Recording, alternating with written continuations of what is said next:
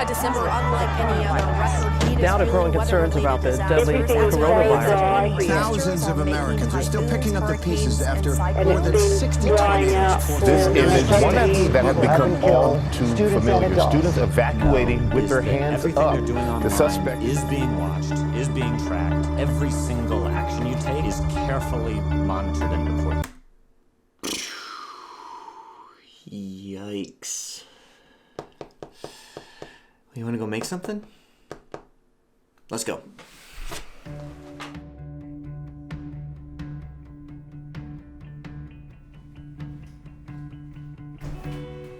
There's this story that I've always found kind of interesting. It's about a guy named Dr. Ludwig Gutmann. He was a Jew from a traditional family who by 1933 was one of Germany's leading neurosurgeons. But as Hitler came to power, and by 1935, all Jews were banned from the professions. However, Gutmann was able to continue working at a Jewish hospital until about 1939. When he realized it was simply too dangerous for him to stay, he went to England.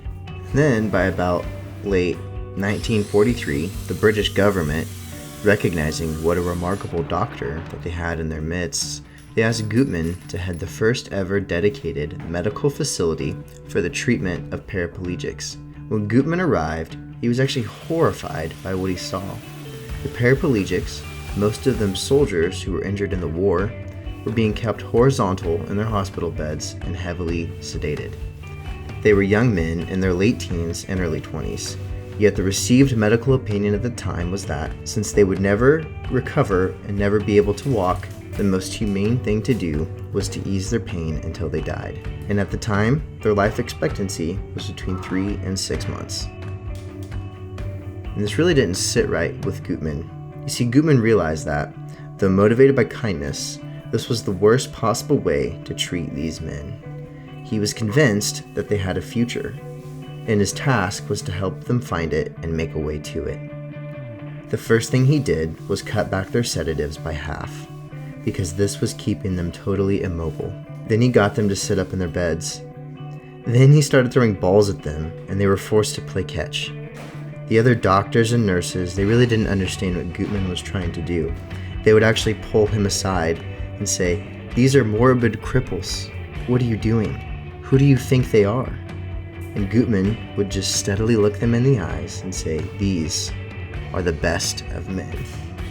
And eventually, Gutmann got the paraplegics out of the ward in wheelchairs into the hospital garden and into the fresh air. Then he started to get them to play games, and he actually had the brilliant idea of placing some of the doctors into wheelchairs as well, and having them and the paraplegics compete. And really not surprisingly, used as they were to the wheelchairs, the paraplegics won.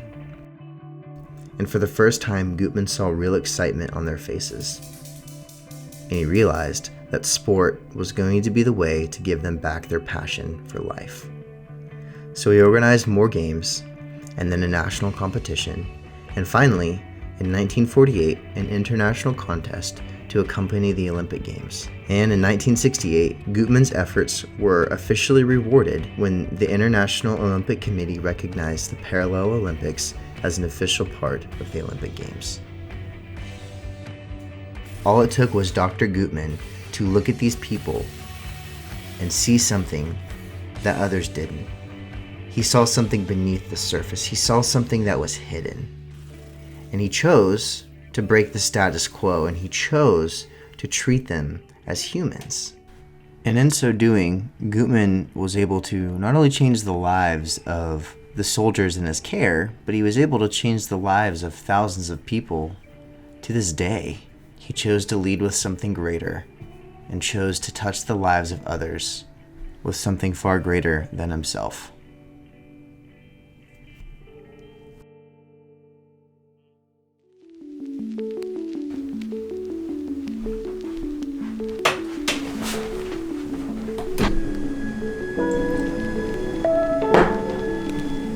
Cool little bookend to that story is that by the time the Olympics came back around to England in 2012, there was over 4,300 competitors in the Parallel Olympics that year, which is just really cool because that's just a testament to the legacy that Dr. Gutmann was able to leave after all those years. There's actually a movie that came out for those Olympics called The Best of Men, and it just recounts that story of Dr. Gutmann and what he did, so you can check that out if you want to. But the reason that I like telling that story, it was so cool what Dr. Gutmann was able to achieve, and his approach was so simple, almost painfully simple. And it's just the fact that he appealed to their humanity. Gutmann saw more and he chose to do differently. And the thing that makes the story even cooler is that it's the soldiers themselves that were able to walk that long road of recovery and get well again and be able to grab the purpose that they had for their lives and really take meaning back for themselves for what they were going to do. But it took Gutmann to open that door for them. He was the one who held the key and opened their cell door. Because really, prisoners can't release themselves from prison. It takes someone with a key to do that. And call me crazy, I see a lot of similarities between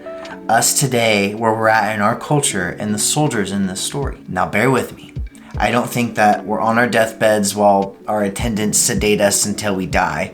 But I will say, and I'm sure you could probably agree with me, that there's a lot going on in the world. There's a lot of unrest, if you just want to sum it up in that. There's a lot of things that just are paralyzing in their own right because they're so overwhelming, we don't know what to do. We don't know which way to turn, we don't know which way to go. And so what I would argue is that we're actually sedating ourselves. Right? There's a lot of noise going on, and so we kind of turn up the noise inside of our hearts and our souls to really tune out the other noise. And that kind of manifests itself in social media, whether it's doom scrolling, whether it's, trying to pour ourselves into our career, and those things aren't necessarily bad in and of themselves, but I don't think they're a solution. Really what happens when we do that is it really pulls us back into isolation. We sort of push everyone else away because we're trying to just tune out the noise, which ends up tuning out other people. I would argue isn't that good, because when we get isolated is typically when we begin to get mean, we get aggravated about things, and it really just makes the situation worse. But what I would argue is what we need today is a simple solution that isn't necessarily easy, much like it was for those soldiers. And I think it just takes us to appeal to the humanity of the people around us. So here's what I mean. Now, I don't know where you're from, what you believe, what you don't believe, what you know, what you don't know.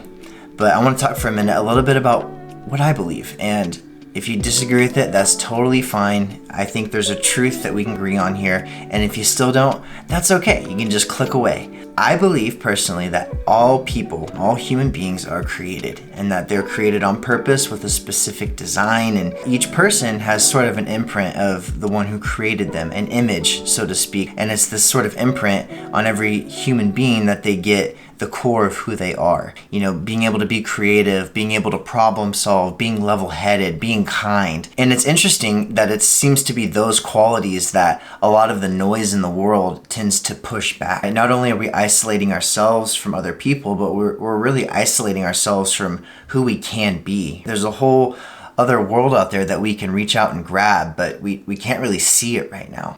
The solution is simple, not easy, and I don't think it's an end-all be-all solution for all the world's problems, but I think it's a start for our local problems, is that we appeal to the image of the one who created us. We just appeal to the humanity that's innate in every person. And here's kind of what I mean by that. Growing up, my dad owned his own construction company.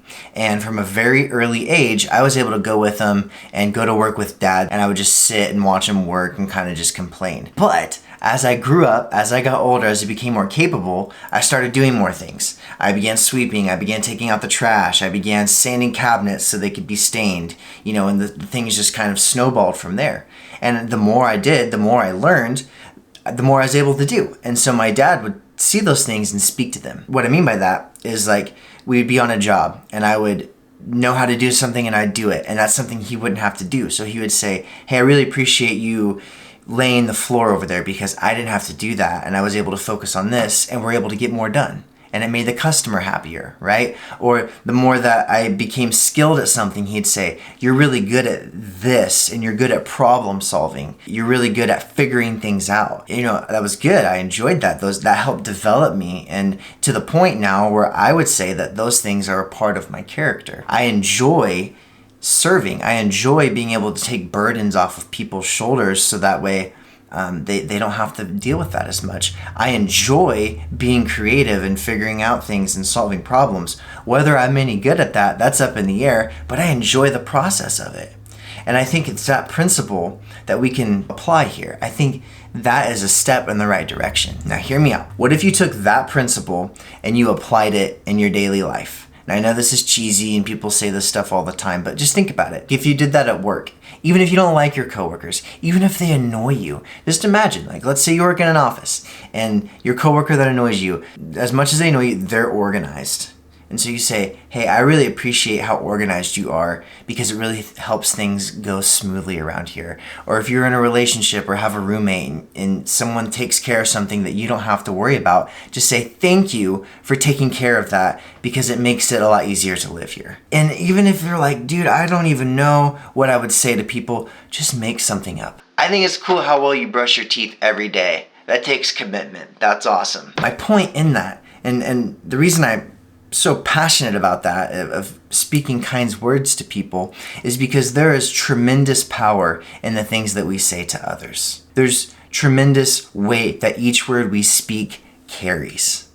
Our words have the power to build people up, and they have just as much power to tear people down. There's a proverb that says, kind words are like honey, sweet for the soul and health for the body. Now there's a lot more to that than it would just like be sweet on a coffee cup. There's a lot of truth in that because honey is pretty incredible. It tastes wonderful. You can put it in tea, you can put it on toast, you can put it on peanut butter and honey sandwiches. Like there's no limit to the application of honey when you eat it, and it tastes good. But even more than that, there's a lot of medicinal purposes to honey. And one that I think is really cool is if you eat locally sourced honey, not only does it taste great, it starts building your immunity to the seasonal allergies, which everyone faces and it's annoying for everybody. But what's so cool is you consume something, it tastes sweet, and then it goes to work behind the scenes of your body, helping build up your immune system and helping making you a stronger person. And I think the same is true for our words. Think of it as locally sourced words that you get to speak over people. And I know that sounds horribly cheesy and like, dude, come on. But I think it's true. I think it could make a pretty big impact in people's lives. And so I think it's appealing to people's humanities that would begin to open the door for people to, look through the noise and be able to stand, not so much having to numb everything, but face things and be able to know who they are in the midst of the chaos and be able to know who they are in the midst of everything else trying to redefine who they are. I think it's in those moments when we begin to look past ourselves and help others see past themselves because they see who they are, things begin to change, that the status quo begins to change in people's lives and they're able to move beyond and begin walking their own roads of recovery, so to speak, kind of like the soldiers in that story. But all my point is that there's a lot going on in the world right now. It's really going to take a miracle to overcome a lot of the things, but I think we can begin just appealing to each other's humanity, speaking life over each other in our own little communities, in our own worlds, in our own lives. I just see a lot of potential. When we begin to see ourselves for who we can be, we begin to see that we're a part of something much larger than ourselves. And from there, we can help others see who they really are. And who knows? Maybe if we open enough doors and help enough people become who they're meant to be, real change may start happening. Who knows though? I guess there'd be no harm in at least trying, right? Something to think about. Peace.